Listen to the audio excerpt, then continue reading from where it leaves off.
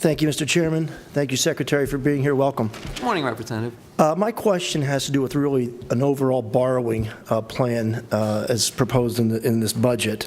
When I look through some of your information, I know you talk about $3 billion in pension bonds. I think most of us understand that. We know the situation that our pensions in here, and we've debated that many times. I know there's a $675 million economic growth plan that I think Representative Pyle talked to you about earlier. I do understand some of the Penvest securities for water and sewer infrastructure. We've debated those, and we've passed some of those bills on the floor.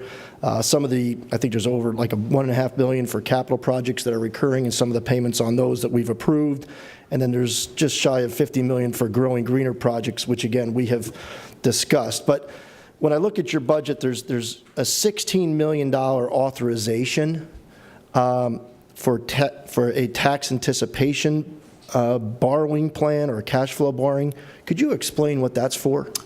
Again, in the next fiscal year, until we can put to rest the structural budget deficit, while we have a balanced budget that does meet our future obligations in full by the end of the 15-16 fiscal year, when we begin the fiscal year, the cash flows won't be in balance. In other words, the receipts that we expect to receive ultimately with our biggest tax months coming in March and April will not be sufficient in the early months of the year when we have to make substantial payments to our local school districts, provide that property tax relief that we've been talking about earlier, funded through all of our local school districts.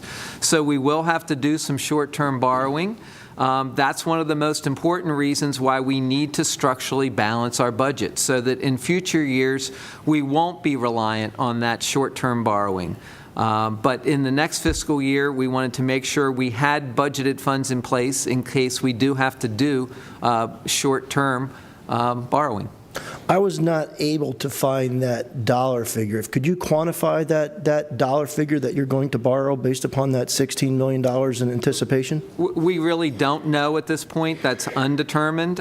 It could exceed $1 billion. There'll have to be cash flow analysis that are completed at the conclusion of the budget process. We'll try to limit that to the extent possible. We've used short-term loans from our treasurer to avoid having to pay excessive fees that we would have to pay in the private marketplace if we do actually have to issue TANs.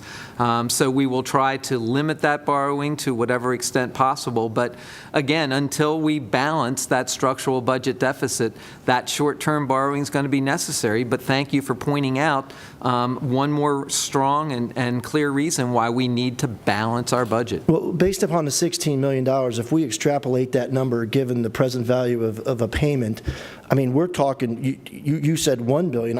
In my figures, we could, based upon today's interest rates, you could probably borrow $4 to $5 billion at that rate. That's correct, but we hope to not get anywhere close to that.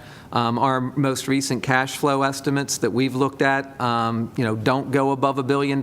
Again, those are conversations that we'll have with your counterparts in all four caucuses, and we hope to avoid, again, to the extent possible, any of those short-term borrowing costs. But we want to make sure that we budget prudently, and if we have to go there, depending on the final budget agreement, that money is in place. So if you thought it was only going to be $1 billion that you needed, which you've stated here today, why would you book a number at $16 million, which really extrapolates to a $3, $4 to $5 billion number? Again, because at this point, there's an unknown. We want to make sure that we've budgeted prudently. We don't want to be caught in a position where we don't have the funds to support that borrowing. We want to be transparent and responsible in everything. Mr. Chairman, you're not Mr. Secretary, you're not transparent. That's our point. You hid on page E63 of your budget manual a $16 million payment authorization for a several billion-dollar cash borrowing that you won't even quantify for me. That's what we don't want. Bottom line is, we talked about these other issues. We understand what they're for. We are having a very difficult time understanding the dollar figure attached to $16 million authorization. That's what we're trying to figure out. And when I calculate it to be $4 billion and you're saying it's $1 billion, we're way off. I mean, we're way off in our calculations. Now, gladly, we need to discuss this, but I didn't see anywhere in the budget, besides this $16 million, discussion on this cash flow borrowing or anticipation of cash flow needs. Again, I shared with you our assumptions already. We've already started to meet with your executive director, and in fact, all 4 executive directors of the 4 caucus appropriation committees. One of the first conversations we had were revenue assumptions for both the current fiscal year and the next fiscal year. Another part of those conversations will be cash flow assumptions, and we will work with the members of the General Assembly to get to a number and get to a shared list of assumptions that I think we can all agree upon. Well, I'm glad you think that number is $1 billion, because I jumped up here when I calculated that number to be $4 billion, and I thought, wow, we have a 1.5, the IFO has told us that we have a $1.5 billion structural deficit, and in my calculations, based upon that $16 million authorized, we could borrow up to $4 billion, and that was confusing to me, why we'd have to borrow $2.5 billion more than the overall structural deficit, and that's going to be very hard to explain to our caucus. Yes, well, and so to your point, again, this is why we need to have a structurally balanced budget. This is why we need to get to a point that we have revenue surpluses, not deficits at the end of the fiscal year, and budgetary balances that start transferring funds into the rainy day fund again. People don't think about, for example, the fact that even if we don't use the rainy day fund, if we have adequate rainy day fund balances, those rainy day fund reserves can avoid the need for that kind of short-term borrowing and to address cash flow needs.